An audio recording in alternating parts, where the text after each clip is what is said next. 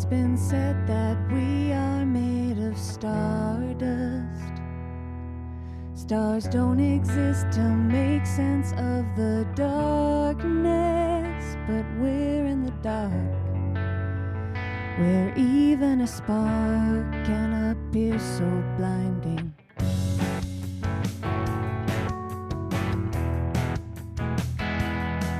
Some say that we're animals at our best. All our weakness is part of our uniqueness, and we're here to thrive, not just to survive and spend all of our time analyzing. Well, you can't help but be a conduit for whatever's passing through. It will find its way out, and no one can recognize it but you.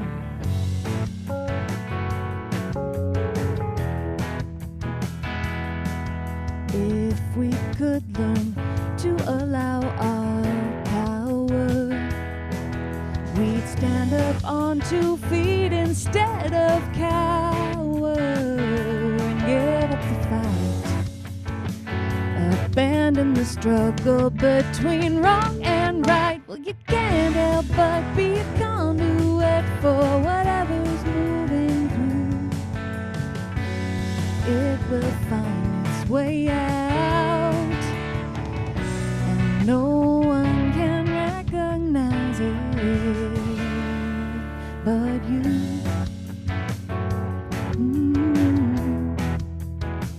No one but you.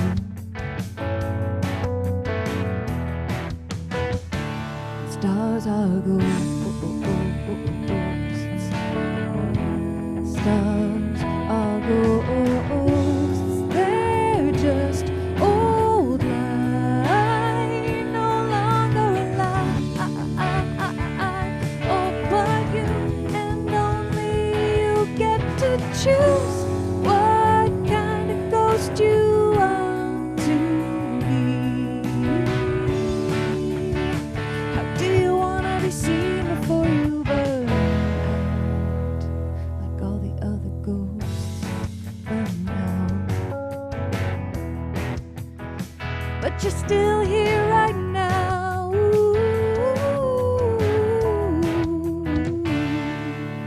You can't help but be a conduit.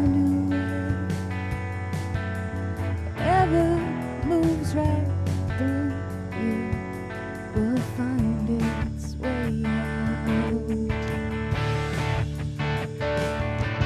You can't help but be a conduit. Whatever moves right through will find its way out, and no one can recognize it, and no one else gets to feel it, to live it like you do.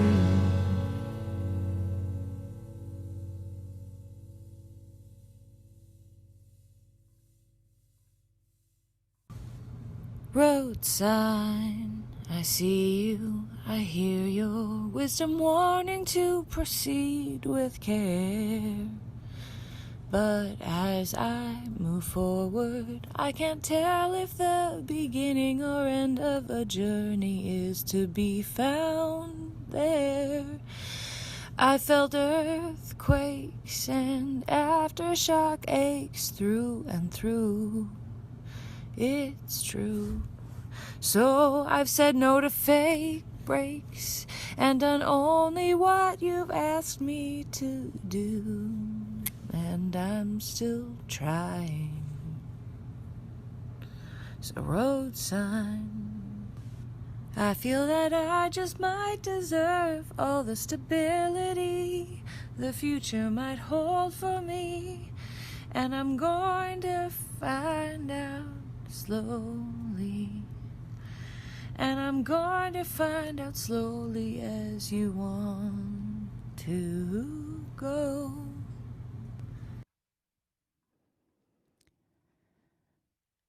I've never been a valedictorian, but I wrote the song Valedictorian as a sort of ode to pain after injuries from the 7th car accident I was in landed me in the hospital in incredible pain 7 years ago today, actually. So happy anniversary to that. That was long before I was diagnosed with something called Ehlers-Danlos syndrome, or EDS, which you can learn more about at the health page of my website, lindseywhite.com. I'd learned so much by the time I wrote Valedictorian, but not everything. Here we go. Well, well, hello, who are you? I'll take any distraction to avoid hearing the whole truth when you lie in my bed at night. I'm aware, I know you're there. The language you're speaking sounds only like sirens inside of my mind, but I'm your only audience, and I have other things to do than be the only one listening to you. So goodbye, I won't try to relearn all my lessons. Earning the same degree twice once will suffice, like I said in my valedictory address. And besides, the real me just wants to spend all my time speaking the language of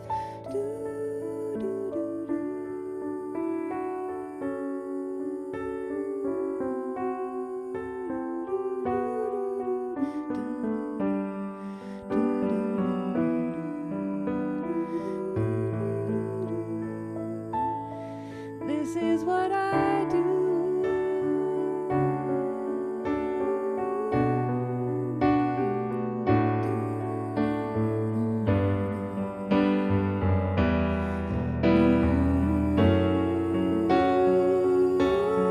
And I have other stuff I want to do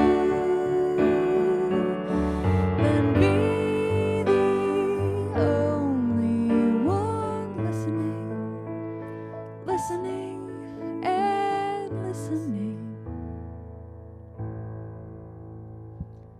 Well, hello, who are you?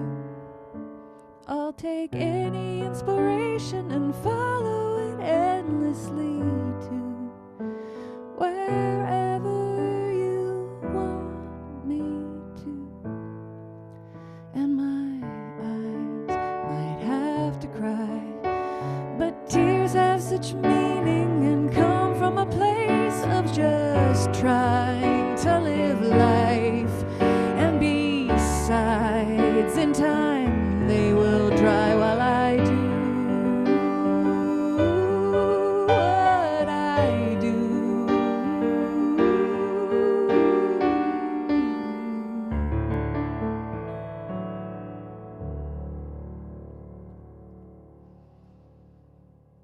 So there was Valedictorian, and now I'll read you something from 2020 called Reading the Reckoning.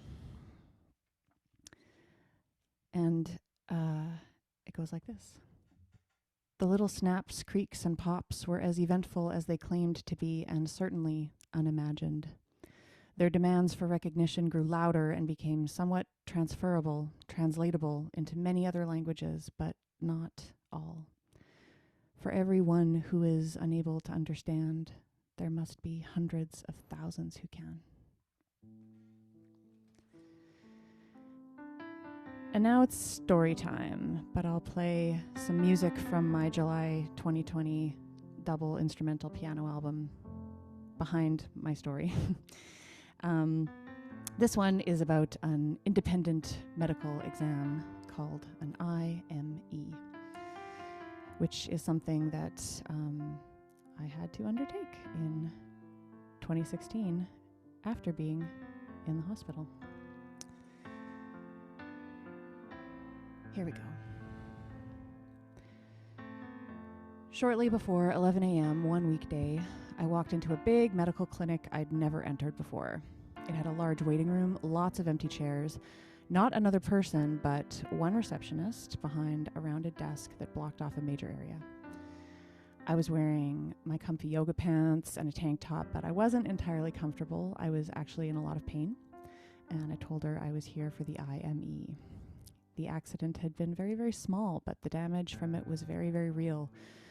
That was all I knew at the time, and I wasn't sure what was going on with my body, so I was happy to go along with the insurance company's plan because I was in a lot of pain and I was ready for answers. They had said this examiner might be able to offer some new perspective, and that's exactly what I was hoping for. I had a tour around the corner. I planned to spend the next month in 2 provinces west of ours, and I wanted answers and help quickly. I didn't know how to cope. So the receptionist behind the desk gave me very interesting looks as I sat in one of the chairs, got up, stretched, went to the washroom, came back, sat down, waited for my appointment to start. I felt the air was filled with suspicion as I altered between sitting and standing to cope with pain, much as I'll do today. But it was an uncomfortable beginning. This was years before the pandemic, so when the doctor came to call me into the exam room, I offered my hand out to shake his. With a very confused look on his face, he reluctantly provided his hand and shook mine. After that, he barely looked me in the eye. Still, I had my head held high. I was there to move forward in a better way, and it was better than sitting and standing and being in pain all the time. So once I was in the exam room and he asked me to sign the forms and tell him the story of what happened, I decided to give him everything. I really wanted him to identify what was going on. So from the moment of the accident to weeks later when I ended up in the hospital, I told him about the big moments, the little moments, everything in between, all the while sitting and standing to cope with the pain. I told him I felt that something called hypermobility was affecting me greatly in a way that I didn't even really understand. Who told you that? He dismissed it and said it wasn't a big deal. It's not. It takes years to get in for a diagnosis anyway, and that wouldn't change anything. And he didn't put any of that in his report. He did, however, add every time I stood up and sat down to cope with pain. The exam made me more confused and scared. It was the opposite of hope. I could feel my shoulders raising higher with anxiety and lower with the defeat of not getting the answers that I needed and the help that I wanted.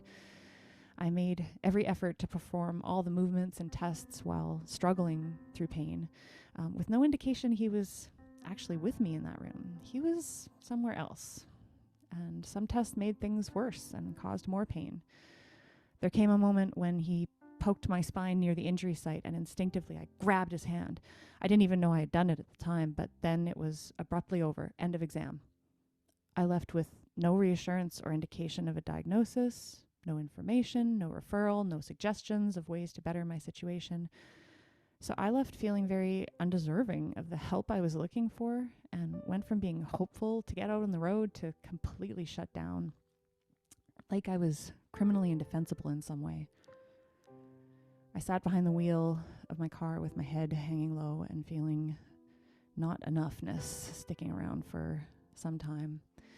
And when I first walked in and that process began, I had no idea that was even a possibility. Sadly, this story is all too common for people who have Ehlers-Danlos syndrome, which is so greatly misunderstood, but more on that later. I'm going to sing a little bit more for you now and maybe stand up for a little bit. There's a song I wrote started writing while I was in an MRI machine, and I didn't know what to call it other than MRI. And here's a demo of it. It goes like this.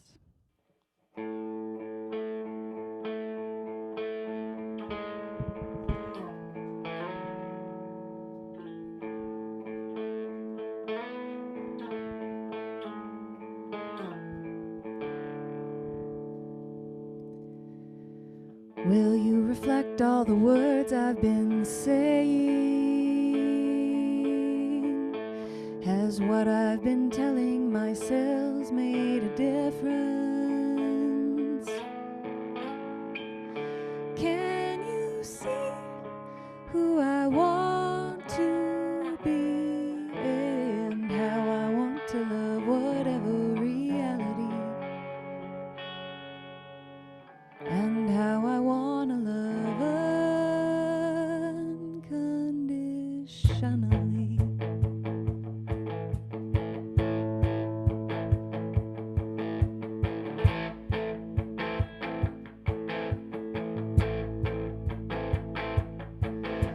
Into the dark, I'll close my eyes, you close my ears to the sound that only I can hear.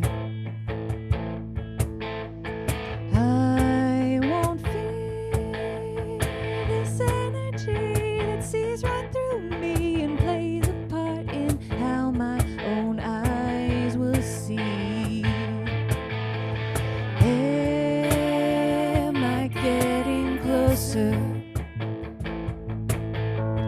Are we moving forward?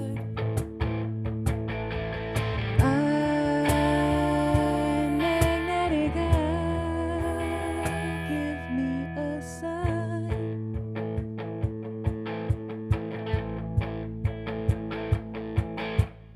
Duck and run. What we've become is more than where we're from, and so much less than the final outcome.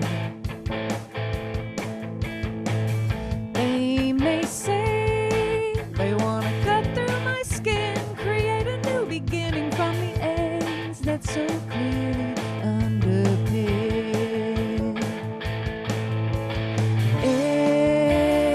Am I getting closer? Are we moving forward? I'm magnetic. Give me a sign, sign. Tell me what frequency you can find inside hydrogen. Make me spin again, again and again, again and again, again and again,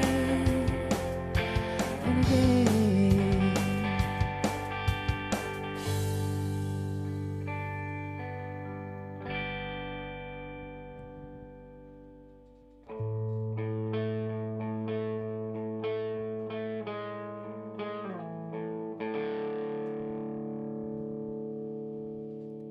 As I reflect all the words I've been saying and what I've been telling myself makes a difference, I can see who I want to be and how I can learn to love whatever reality, how I can learn to love unconditionally.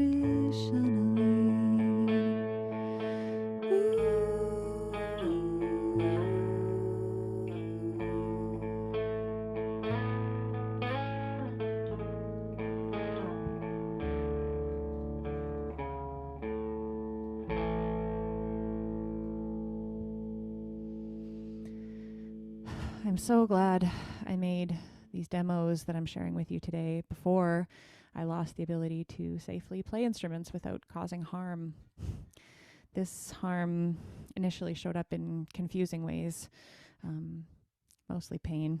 Now, playing causes definitely pain, dislocations, spinal instability, and other things. Why? Why does playing music cause those things? Well, accident-related injuries is the short version of the story, but it's more complex than that because of this thing I told you I was diagnosed with. And here's a poem about the day I was finally diagnosed. Let's listen to some more July 2020 in the background while I do that. This was 4 years after the IME, which is not at all the only story I have, by the way, of being misunderstood. Doctors are taught, when you hear hoofbeats, don't think zebra in medical school, because it's not always the rare diagnosis, but sometimes it is. So this poem is called Zebra. It's sort of the mascot for a lot of people who have EDS. With a pelvis like a pendulum and shoulders like a vice, I've been moving through this life and learning.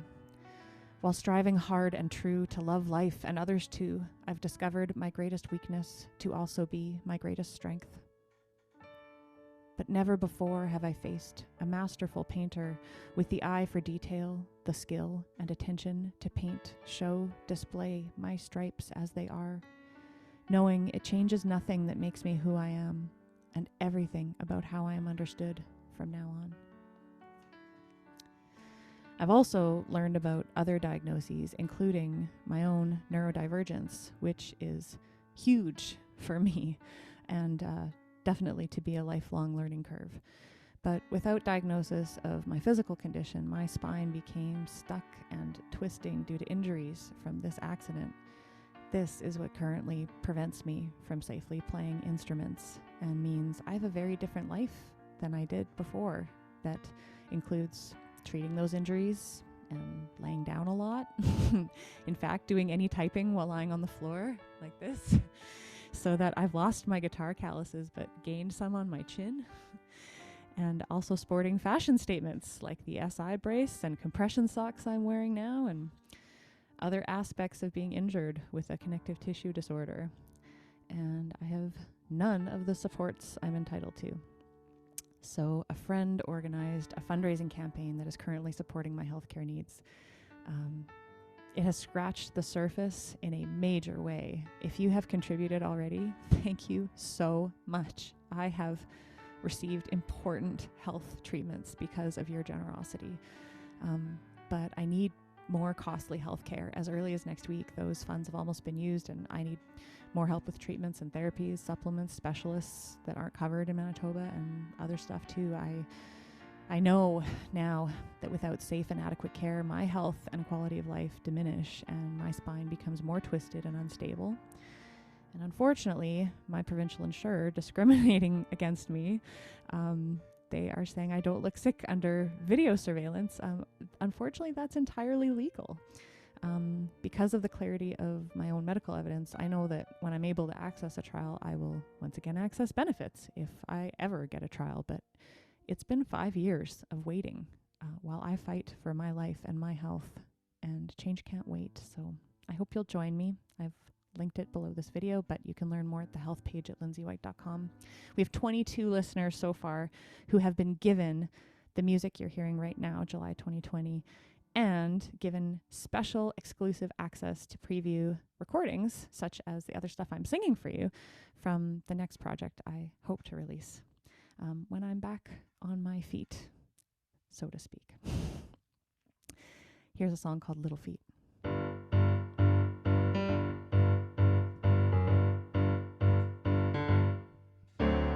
Little feet, how could you know how your own heart beats, let alone how to grow? Of course you would live like pain is all that you have to give.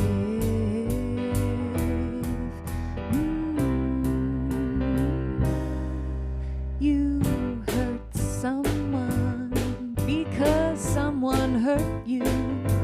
It's so obvious why you'd feel like it's the thing to do. Of course you would live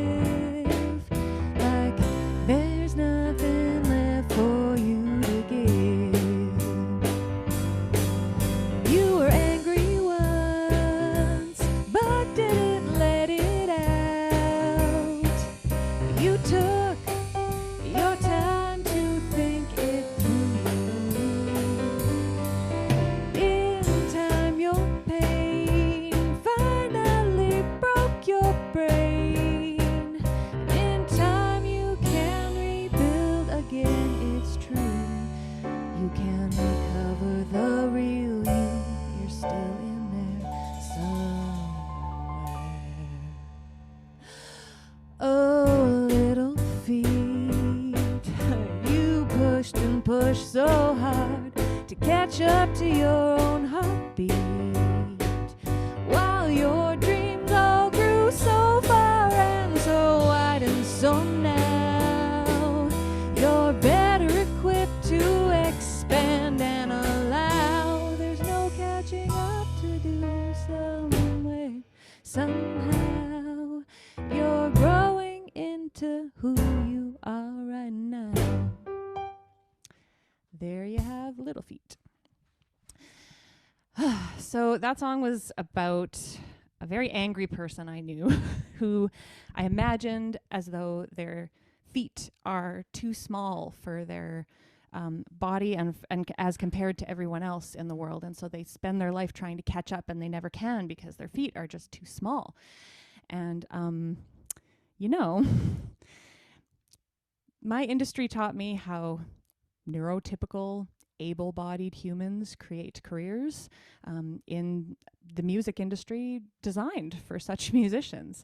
And even injury wasn't enough for me to confront my own biased views surrounding people who need, and, this is a big one, artists who can't. Learning of my own neurodivergence and connective tissue disorder have transformed my own view of ableist and exclusive perspectives and, little feet. I once made it my mission to inform youth in my community that they too can have careers in the arts or any industry, that they can improve the world with their creativity in the process. And I still believe that. And now it's also my mission to let them know it's okay if you can't. Just be you. Here's some more July 2020, and I'll read you something called Unfinished Business. It's a quick one. While hanging by a dangling thread, becoming ever frayed, it makes less sense to cling tight to the life that once was strong than to let go and trust that somehow all the games once played will go on serving better than expected all along. That's Unfinished Business. And I have, I'll keep that going for a minute. I have an a cappella song to share for you next, but I want to talk about it just for a sec. It's about forgiving myself for additional stress and pain in my body for lack of diagnosis. And the reason I say forgiving myself is because, if I had known sooner that the very glue that holds my body together, it's called collagen, was faulty, which is what EDS does, or that I was injured from these accidents in ways that took years to even discover, through no fault of my own, but, some responsibility of medical professionals, I could have made alternative choices and may have saved my career as an instrumentalist. As it was, I was privileged to have the option available to put my game face on and I guess sort of conceal my disability as a performer. But the result has been inviting some unexpected judgment and criticism, mostly resulting from ignorance.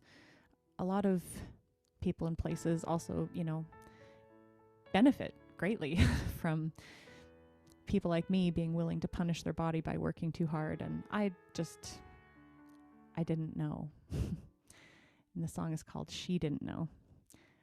I am she. I didn't know then, but I am here and I'm learning. And this song was part of my exhibition through AANM, or Arts Accessibility Network of Manitoba, in 2022. It goes like this.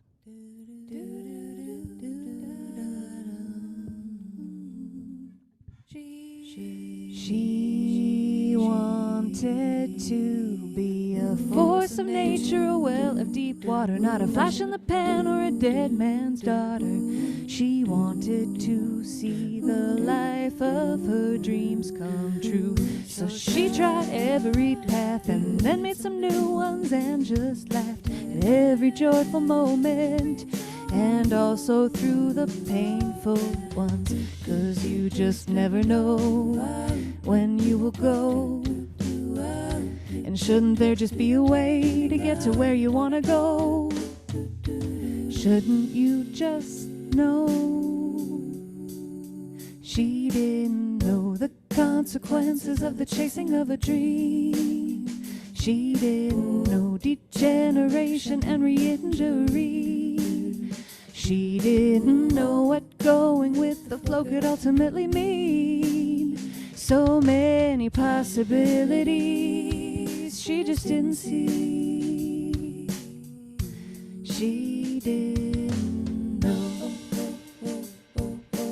Oh, she didn't know. Oh, she didn't know.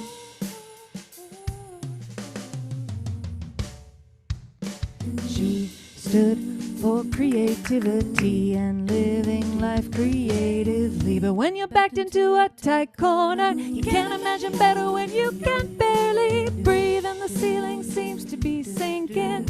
All her ideas and thinking became about pushing up, up, up, up, protecting ground she gained and being enough. But you just never know when you will go. And shouldn't there just be a way to get to where you want to go? Shouldn't you just know?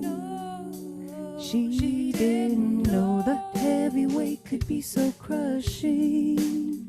She didn't know she deserved more than nothing. She didn't know it could result in losing everything. So many possibilities she just didn't see. She didn't know. Oh, she didn't know. Oh, she didn't know.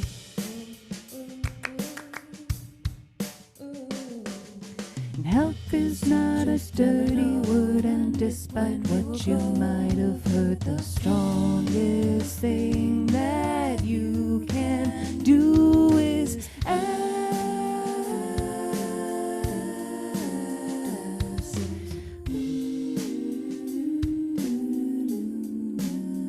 She didn't know the feeling of weightlessness. She didn't know anything other than perpetual trauma and distress. She didn't know the emotions that were stuck inside her chest, or that everyone she loved would love her at her weakest, or that her strength didn't come from pushing up or passing tests, or how it would feel to start again with a different way of doing her best. And that's what this is, I guess. It's time for another story, a happier memory with my dad. This one's called Steering Betty. And maybe let's have some more background music while I do that, because why not? I'm in charge. Dad liked to take the motorcycle out on back roads in the country where we'd never been before, where we didn't know where we were. On one of these back roads, he decided he wanted to show me something. He wanted me to have an experience. So he explained what was coming a little bit. He said, I'm going to get the bike up to speed, and you are going to sit in front and hold the throttle, and you can drive. Now, this motorcycle was as old as I am. It was made in the early 80s, rebuilt with a friend of his so it could go a little faster, with a little bit more zoom, but really it was a very, very old bike. Dad had always intended to paint Betty Boop on the gas tank and had named the bike Betty. I didn't know if he was really serious about the me driving part, but I wanted to find out. So I climbed up on the bike and shimmied up a little more to where it was less than comfortable, but okay. And Dad climbed on behind and started the bike. So I'm an expert passenger, by the way. I know how to hold my weight in the middle and lean the bike when moving. If you have ever been on a motorcycle, you've probably figured out pretty quick that this is an essential part, keeping the weight in the center. So I did that while he used his hands and feet to shift into first gear, and the bike started to move, first slowly, down a very long, very straight road. And being the front passenger is pretty similar to the back passenger in terms of what you do with your body and keeping your weight in the middle, but in terms of what's in front of you, very different. There were lots of controls that I knew nothing about at the time. So here I was on this very old bike going very fast on a country road on a beautiful day. And he grabbed my hand, putting it on the throttle, which is the zoom part of the bike. "Do you feel that?" he asked.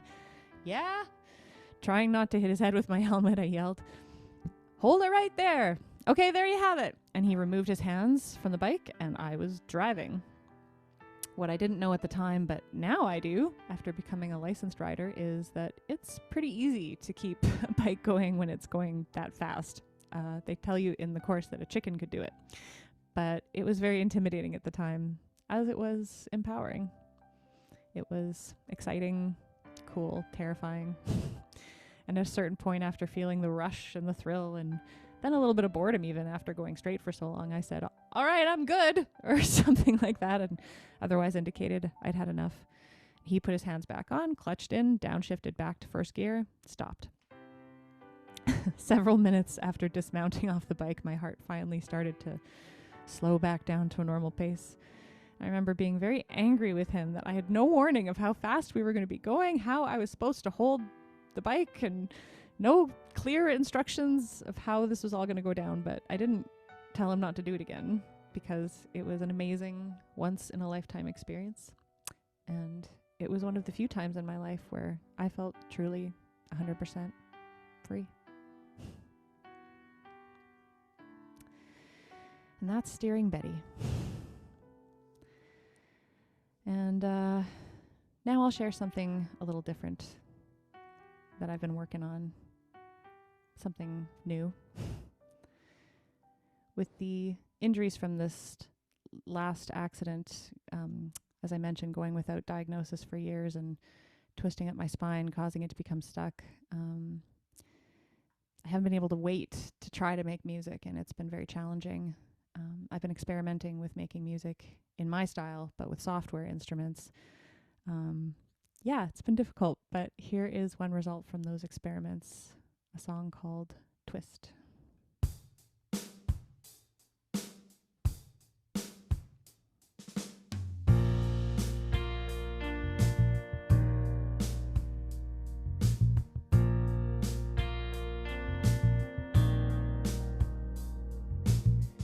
The heaviest discouragement, it's a hard way to start making changes, and the emptiness of profound regret, it takes kindness to let go of blind moments, and it's enough to twist you up till you don't know which way is up.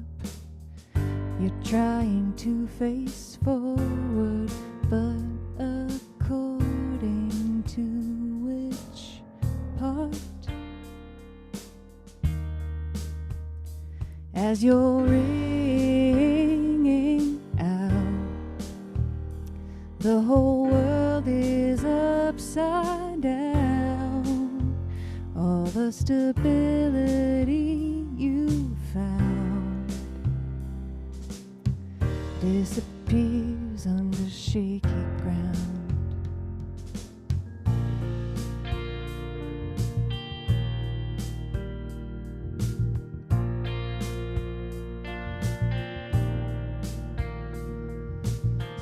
How to begin taking this all in, reaching out in every direction.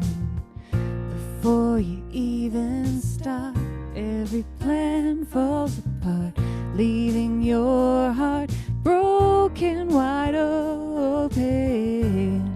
It's enough to twist you up, to make you want to just give up. While you're bleeding out, everything feels upside down. Any stability you found is falling out all over the ground while you're breathing out. Everything is turning around, and all stability you found disappears with the shaky ground, dropping anchors and attachments, letting go left and right, from the bottom to top, and from one side to the other side. Just keep breathing in and out, and it'll all keep balancing out. What has been lost can still be found, but not by digging deep underground. Don't stop reaching out when the whole world is upside down. You're where you need to be somehow. You'll find your way if you're strong enough to let it all twist out. You'll straighten out, straighten out.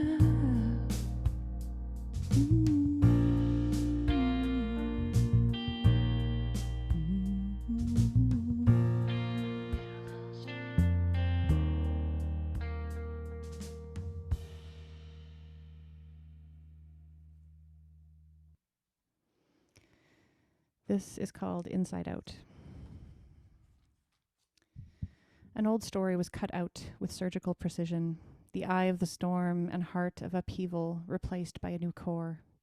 State-of-the-art, hypersensitive, ultra-capable handling, fully loaded with the weight of responsibility, requiring particular maintenance. The old story was easier to digest, lighter on the pocketbook, and far more destructive. Fingers pointed only inward, while eyes searched only outward for answers, for relief, and for solutions to a problem that wasn't. So now it is inside out. Actually, things were running surprisingly well for a while. This new view violates suspicion, assumption, blame, and demands an abrupt end to the tyranny of expectation. It is replaced by yet unrequited patience in a spotlight of possibility. This next song is a radical self-acceptance song, which is especially relevant as I listen to myself playing these instruments, those ones that I now cannot without twisting things up and causing pain. And no one really sees the deep grief involved in this process, but I'm singing it out now.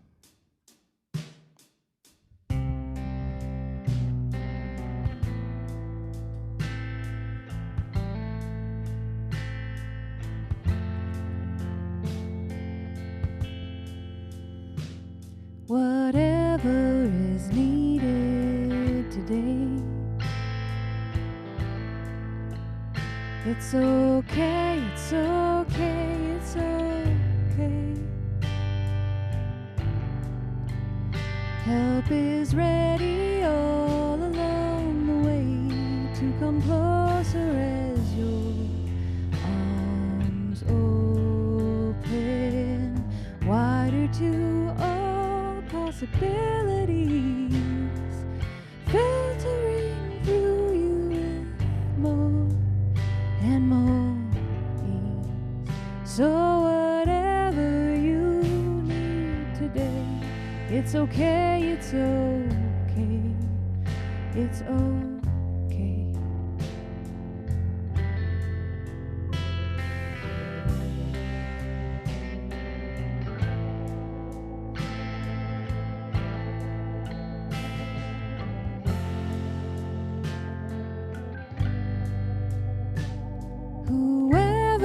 the best you is today.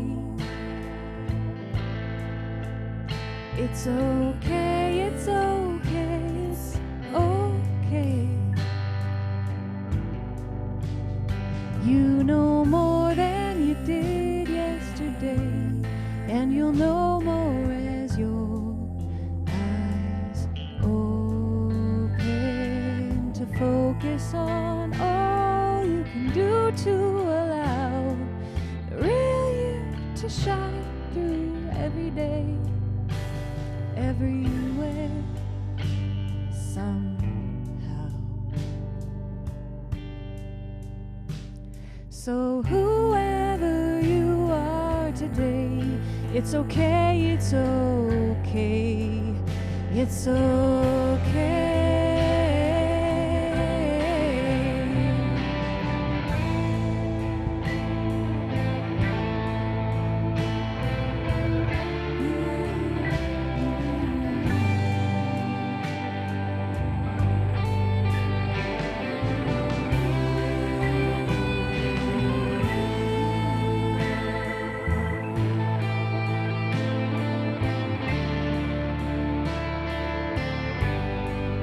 Don't you know there are no more places to go except the ones that you've never been before? The question is, will you choose brighter or nothing at all when nothing feels okay?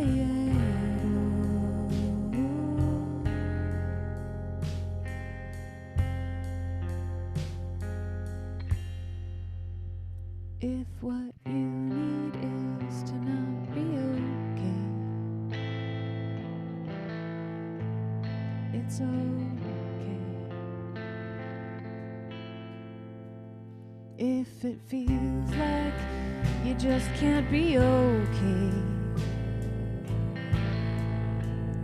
it's okay. It's okay.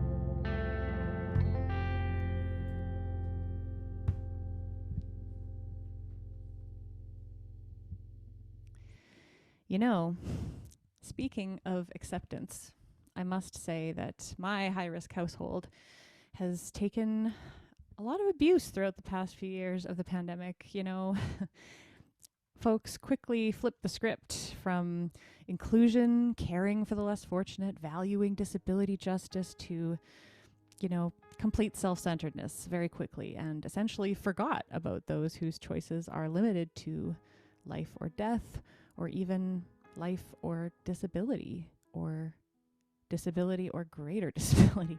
I wrote on my health page that accident, illness, and injury are common catalysts for onset of EDS symptoms, and especially hypermobile EDS. And in the documentary Bend or Break, Mitch Marteau discusses how H1N1 was the catalyst for his symptoms.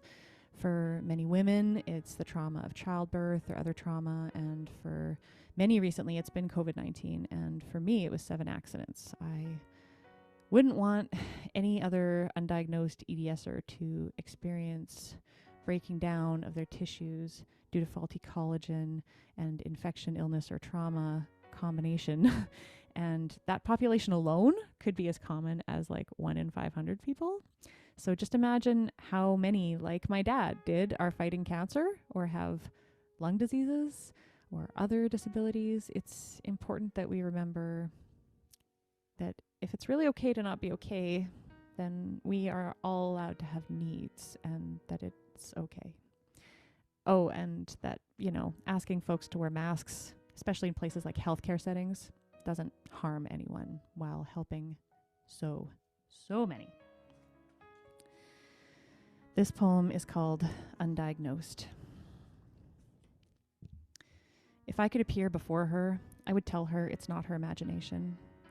That broken down woman trying her hardest to be strong and get stronger in rehab that was designed for someone else.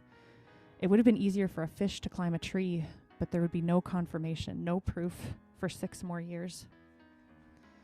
2 down, and the master tightrope walker fell after only a breeze in the wrong direction. I would tell her she could stay down for a while and it would be worth it.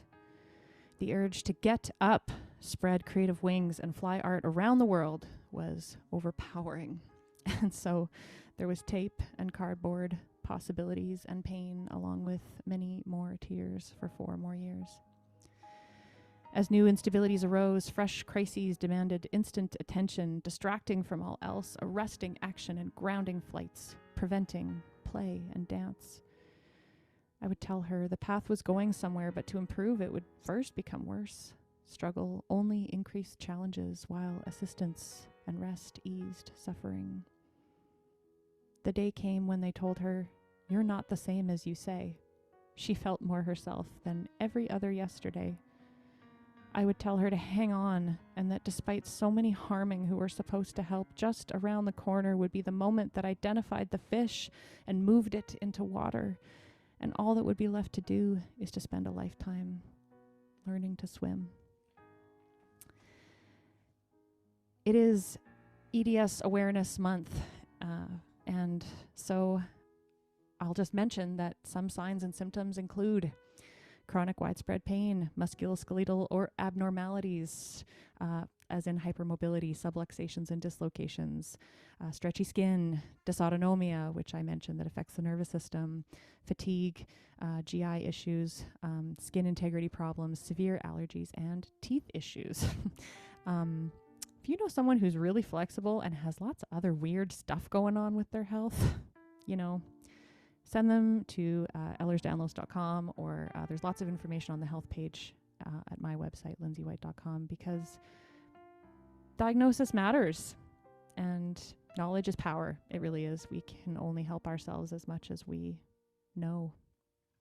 So I'm going to now play, or I'm going to sing a song, one of the last songs I wrote with my beloved instruments. If you want to help me play them again sooner, visit the GoFundMe linked or visit the health page at lindseywhite.com to find all of the links. This one is called Finding Words.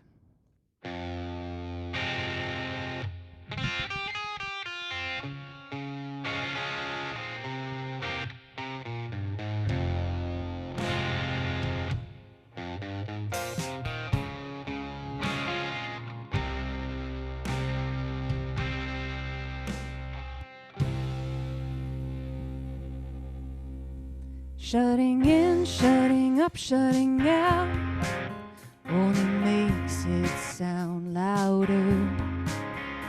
And the heart can't endure shutting down, or the sound of it spinning around while trying to find the perfect combination of words that hurt. It's absurd. Like trying to walk a line that is fine and blurred. Or so I've heard. Taking time, taking off, getting out, only part of finding freedom. Every moment after you can doubt, but right now you know you can't do without it. The quintessential combination of words that could heal this hurt, any hurt, or maybe just evacuate the pain that's been learned, or keep holding on and on and on and on and on.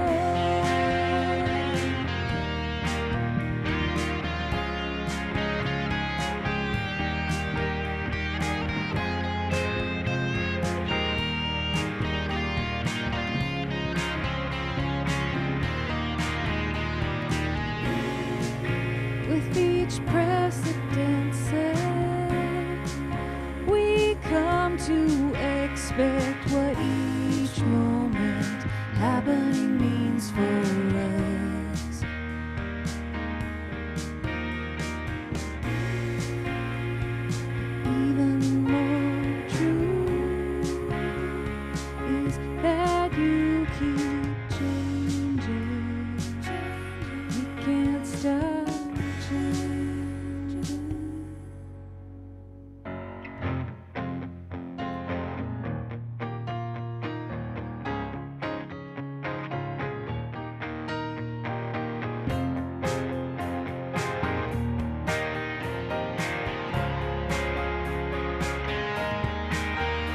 perfect combination.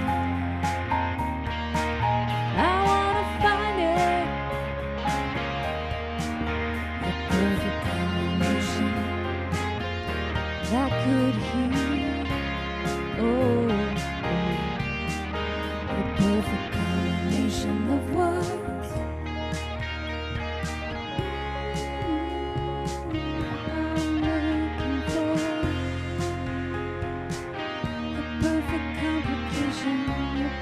Complication, perfect complication, trying to find perfect combination. It's out there, I'm trying to find the perfect combination of words that hurt. It's absurd, it's absurd.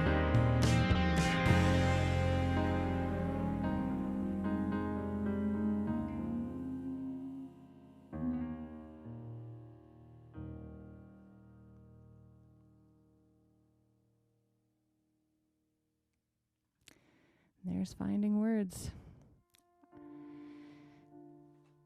I've got a couple of quick poems for you, one shorter than the other. This one is dedicated to my SI joint that is trying very hard to stay in place this whole time. It's called Drive Alive. How gently must I drive to ensure that my joints labeled as SI will do more than survive, more than function, even thrive, so they'll be most alive. It makes sense, I was a little bit blinded by my love for music and my work and community, and I taught my body that they came first for a while. Creative expression and music making were just number one, above my health for a solid reason. But, I've been earning back some trust with my body and mind, and I hope you'll join me down a new path. This one is called Miseducation. What happens when the show must not go on? When disappointing every ticket holder becomes the right thing to do, as the real show becomes compassion opened by kindness? They must have skipped over that part when my industry taught me how it works.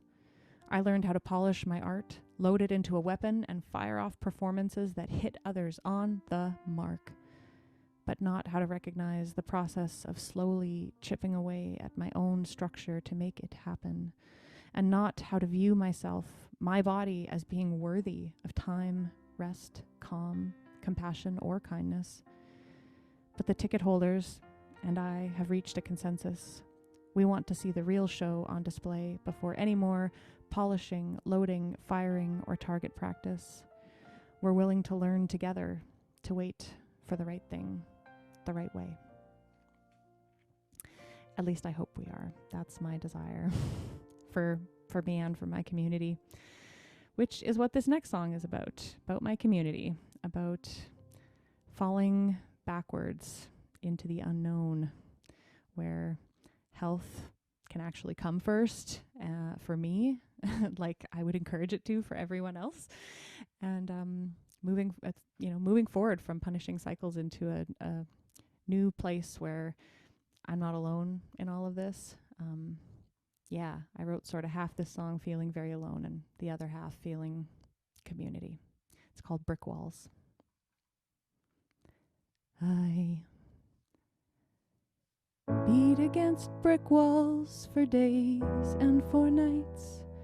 Before a crack or two, I thought I could sneak through. Shone brightly in my eyes like dentistry lights in a dark, dark room.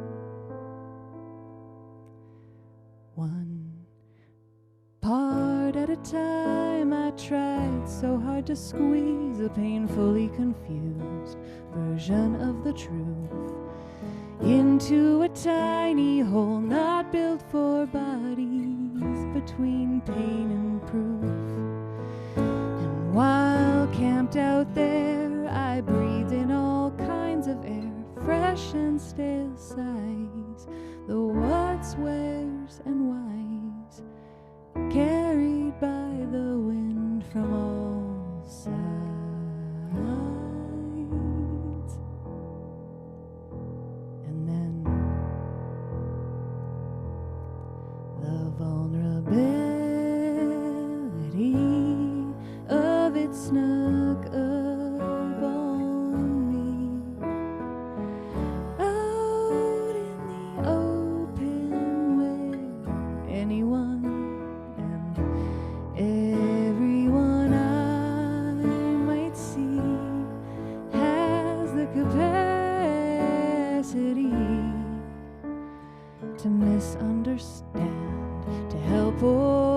hinder me. And at night, with only the stars to guide, life kept reminding me of the possibility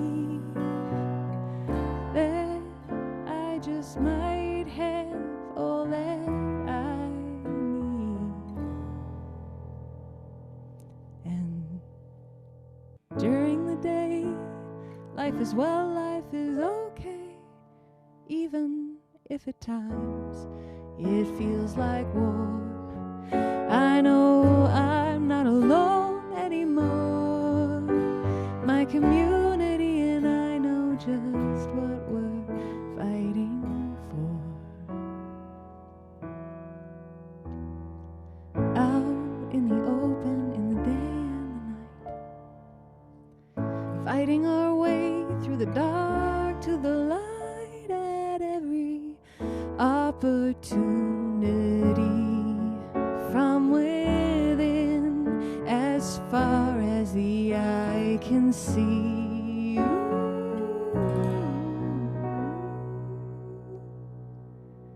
Without walls, with occasional stumbles, and all we need.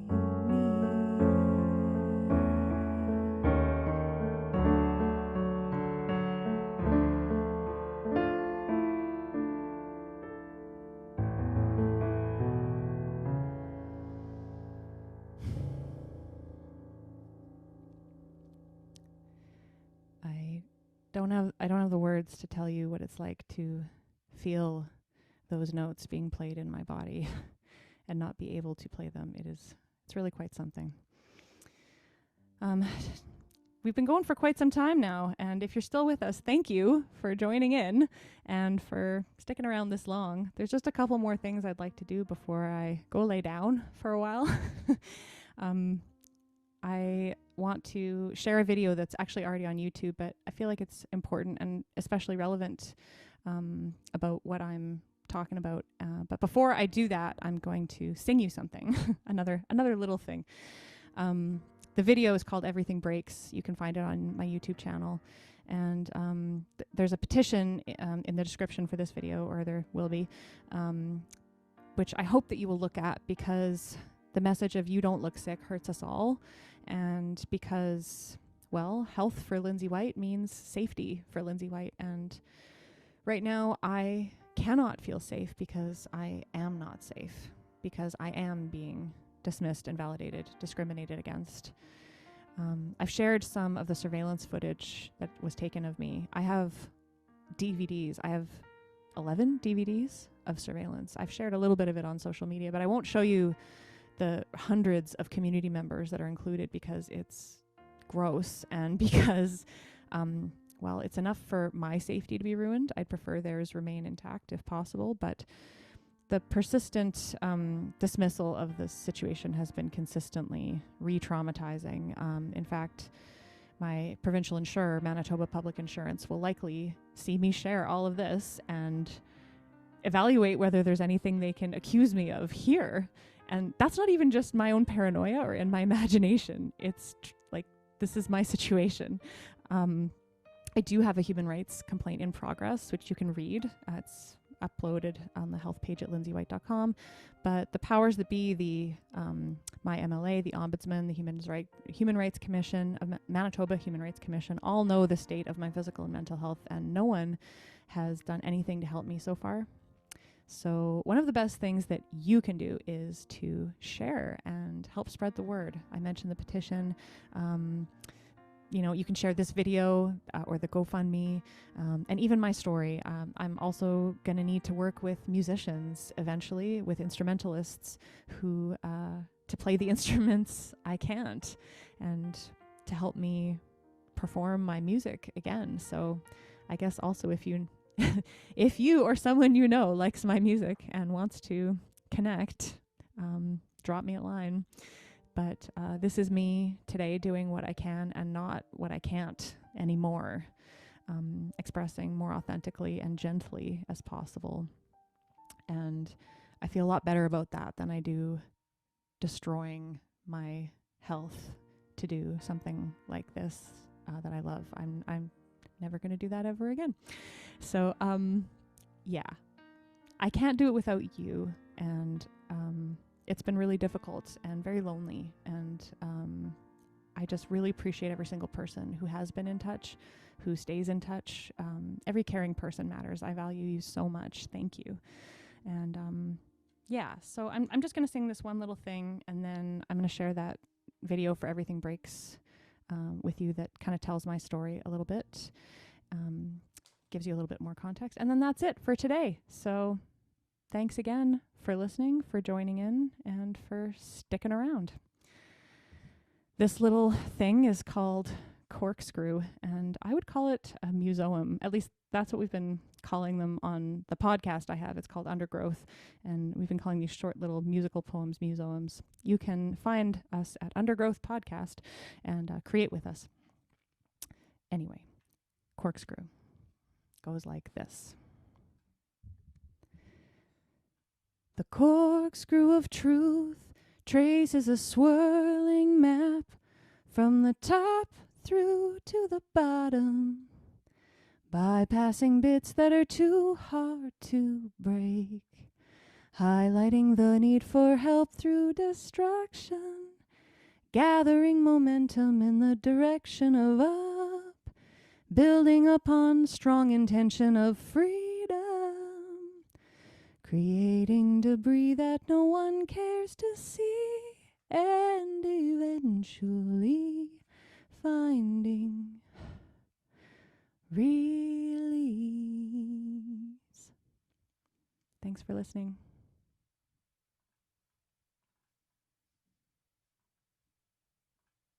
Caught when the illusion was shot, the advantage forgotten with the fading light. And when you crossed the line for the win, you ended up at the beginning, again and again. When you find your reason, you will see that everything breaks, my friend, and yet it is on the mend whenever you're willing to pretend that love is always on its way. When you're stuck, the whole world is out of good luck. You feel just like a sitting duck in the broad daylight. And even if you could swim away fast enough, you'd have no way to fight, nothing to stand on out of any and all control. When you find your reason, you will see that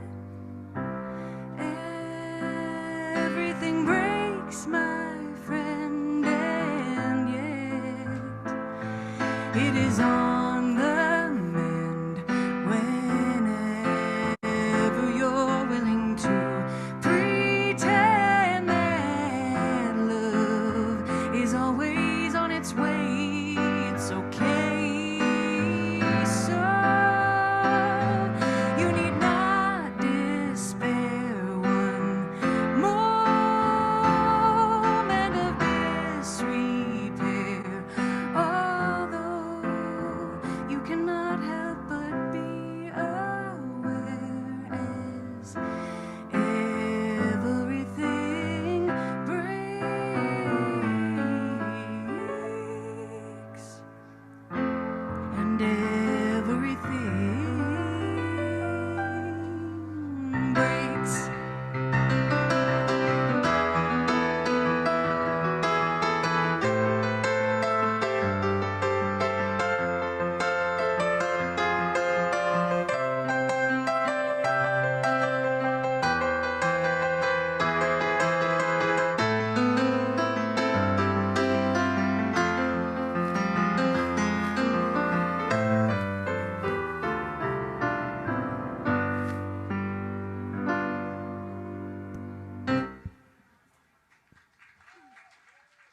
Well, thanks.